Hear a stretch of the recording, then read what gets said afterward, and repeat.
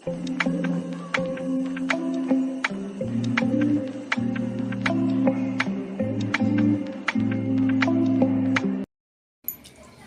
Friends, அஸ்ஸலாமு அலைக்கும். எல்லோரும் எப்படி இருக்கிறீங்க? ஃபஸ்ட்டு ரம்ஜான் முபாரக் எல்லாருக்கும். நான் ஏன் இவ்வளோ நாள் வீடியோ போடலன்னா, எனக்கு கால் ஃப்ராக்சர் இருந்தது, அதனால் என்னால் போட முடியல. அதே மாதிரி என் பொண்ணுக்கும் கால் ஃப்ராக்சர் இருந்தது, போட முடியல.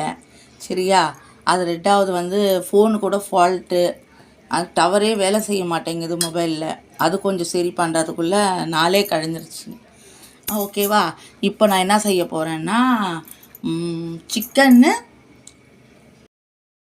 இப்போது பட்டர் சிக்கன் செய்ய போகிறேன். அதுக்கு என்னென்ன தேவைன்னு நான் உங்களுக்கு காட்டுறேன் பாருங்கள். இப்போ பாருங்கள், 3 பெரிய சைஸ் வெங்காயம், 4 தக்காளி எடுத்துருக்குறேன். இது ஒரு அரை மூடி தேங்காய். இது அடுத்தது சிக்கன் கழுவி வச்சுருக்கிற தண்ணியை ஊற்றி இதில் இப்போ இதை நம்ம பொடியாக கட் பண்ணி மிக்சியில் அரைச்சிக்கலாம். மசாலா போடும் போது நான் காட்டுறேன். இப்போ பாருங்கள், இதில் தேங்காயும் வெங்காயமும் கட் பண்ணி போட்டிருக்கிறேன்.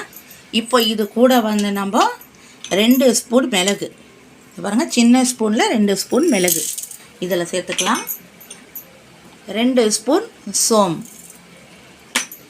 அடுத்தது பட்டை, ஒரு பெரிய துண்டு பட்டை ஒரு 3 ஒடிச்சு போட்டுக்கோங்க. அடுத்தது கிராம்பு, ஏலக்காய். ஓகேவா? அடுத்தது கல்பாச்சி, இதுவும் சேர்த்துக்கலாம். இப்போ இதில் அரை கிளாஸ் நம்ம தண்ணி சேர்த்து ஊற்றணும். ஓகேவா? இப்போ இதை நைஸாக பேஸ்ட்டு போல் நம்ம அரைச்சி காட்டுறேன். இதை அரைச்சிட்டு அடுத்தது தக்காளியும் அரைக்கணும். ஓகேவா? பாருங்கள், சிக்கனை நல்லா கழுவி வச்சுருக்கிறேன். இது 1/2 கிலோ சிக்கன் இது. இப்போ நம்ம இந்த வெங்காயம் தக்காளி மசாலாலாம் அரைச்சோம் இல்லையா, இது நைஸாக பேஸ்ட்டு போல் அரைச்சாச்சு. இதில் சேர்த்துக்கலாம்.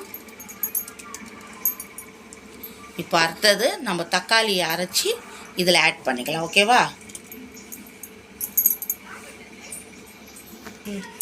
இப்போ பாருங்கள், தக்காளியும் நல்லா நைஸாக அரைச்சிட்டோம்.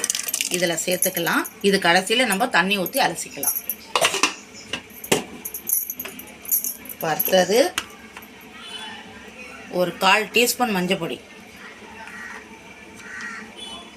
1 ஸ்பூன் மல்லித்தூள்,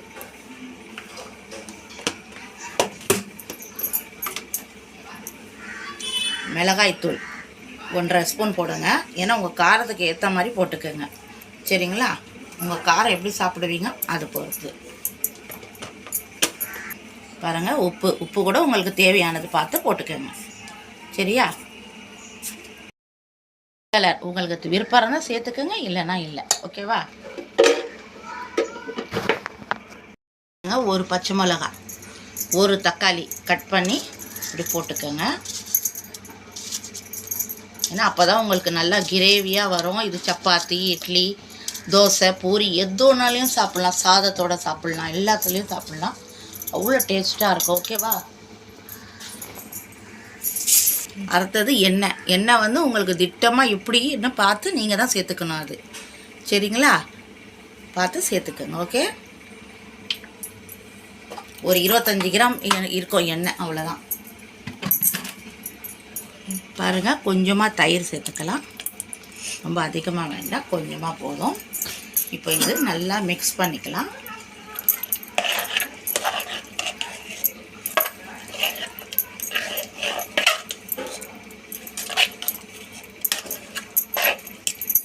ஒரு வாட்டி செஞ்சு பாருங்கள், அவ்வளோ டேஸ்ட்டாக இருக்கும். இது விடவே மாட்டீங்க. பிள்ளைங்கள்லாம் அவ்வளோ நல்லா சாப்பிடுவாங்க. ஆனால் எல்லோரும் என் வீடியோ பார்க்குறாங்க, என்னை போலவே எல்லோரும் வீட்டில் சமைக்கிறாங்க, நல்லா இருக்குன்னு சொல்கிறாங்க. ஆனால் எதுவும் கமெண்டு இந்த மாதிரி எதுவுமே சொல்ல மாட்டேறீங்களே. ஏன்? அது கொஞ்சம் மனசுக்கு திருப்தியாக இருக்கும் இல்லையா? நீங்கள் ட்ரை பண்ணி பாருங்கள், எப்படி இருக்குன்னு நீங்களே சொல்லுவீங்க. இது பாருங்கள், 1 கிளாஸ் தண்ணி இந்த ஜாரிலேயே ஊற்றிடலாம். இது இப்படியே அலசி இதில் ஊற்றிட்டு குக்கரை முடி ஏற்றிடலாம். ஒரு 3 விசில் விட்டாலே போதும். உங்களுக்கு அதிகமாக தான் விட தேவையில்லை, 3 விசில் விட்டால் போதும். ஓகேவா?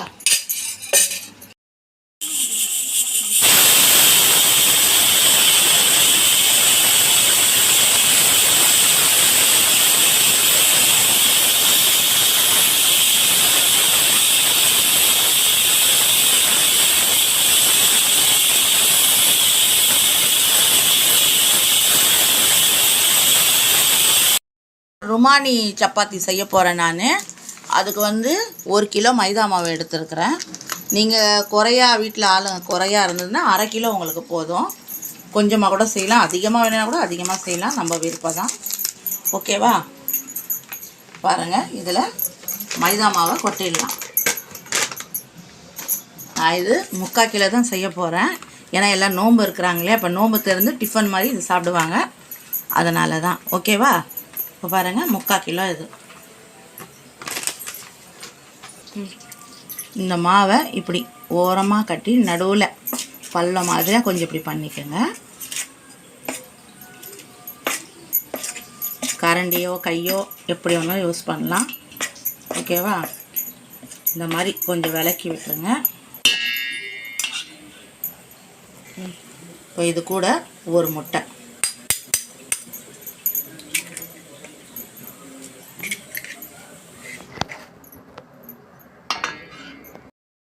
இப்போ 1/4 ஸ்பூன் உப்பு சேர்த்துக்குங்க. இது கூட ஒரு 1/4 ஸ்பூன் ஆப்ப சோடா சேர்த்துக்குங்க. உங்களுக்கு விருப்பம் இருந்தால் சேர்த்துக்குங்க, இல்லைன்னா வேண்டாம். இது கூட கொஞ்சமாக பச்சை பால் சேர்த்துக்குங்க. மாவு பிசைகிறதுக்கு சும்மா கொஞ்சம் போதும். இப்போ பாருங்கள், இது நல்லா மிக்ஸ் பண்ணி இந்த மாவெல்லாம் நம்ம பிசைஞ்சிக்கலாம். கொஞ்சம் தண்ணி கூட நம்ம ஆட் பண்ணிக்கலாம், அதை பற்றி ஒன்றும் இல்லை. சரிங்களா? அப்போ தான் உங்களுக்கு சப்பாத்தியெல்லாம் நல்லா சாஃப்டாக வரும். இந்த சப்பாத்தி வந்து ஒரு வித்தியாசமாக இருக்கும் உங்களுக்கு. ஓகேவா? நான் இதை நல்லா பிசைஞ்சிட்டு உங்களுக்கு மாவு நைஸ் பண்ணி காட்டுறேன். ஓகேவா? பாருங்கள், நல்லா மாவு எப்படி பிசைஞ்சிருக்கிறேன் பாருங்கள். சும்மா அப்படியே சாஃப்டாக இருக்குது பாருங்கள். இப்படி கை வச்சுன்னா அப்படியே பாருங்கள் எப்படி இருக்குன்னு. இப்போ இதோட நம்ம எண்ணெய் ஆட் பண்ணணும். பார்த்தீங்களா? எண்ணெயை ஆட் பண்ணிடணும். இந்த மாதிரி ஆட் பண்ணிவிட்டு இது நல்லா ஒரு 1/2 மணி நேரம் ஊறினா தான் உங்களுக்கு சப்பாத்தி அவ்வளோ சாஃப்டாக அவ்வளோ மெதுவாக வரும் உங்களுக்கு. அப்படியே சும்மா அப்படியே ஒடிக்காமலே சாப்பிட்லாம், அந்த மாதிரி ஒரு இதில் வரும் பாருங்கள். இப்போ எண்ணெய்லாம் தடவியாச்சு. இதோட இது நல்லா ஒரு 1/2 மணி நேரத்துக்கு இது ஊறணும். சரியா? நம்ம வந்து பட்டர் சிக்கனை பார்க்கலாம். ஓகேவா? இப்போ பாருங்கள், விசில் எல்லாம் போயிடுச்சு. இப்போ ஓப்பன் பண்ணலாம்.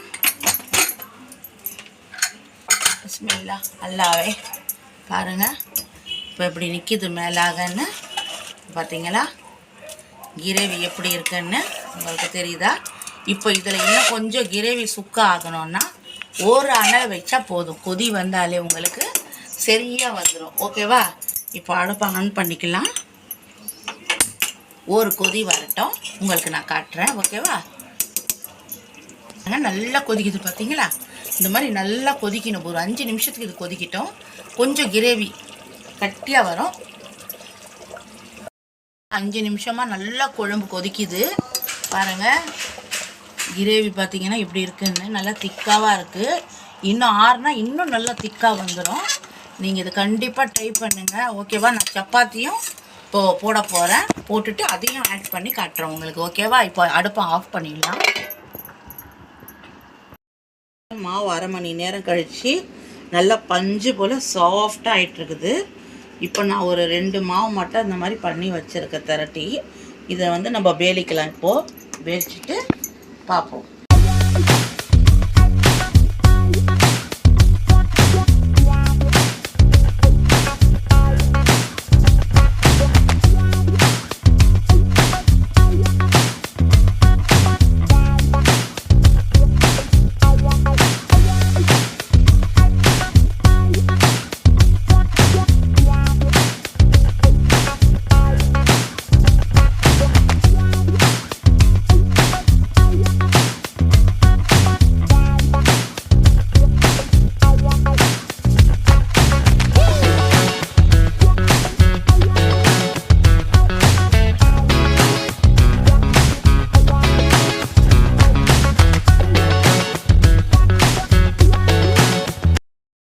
இன்றைக்கி பட்டர் சிக்கனு சப்பாத்தி எப்படி இருக்குதுன்னு நீங்களாம் ட்ரை பண்ணுங்கள். எப்படி இருக்குது இந்த டேஸ்ட்டுன்னு எனக்கு சொல்லுங்கள் கண்டிப்பாக.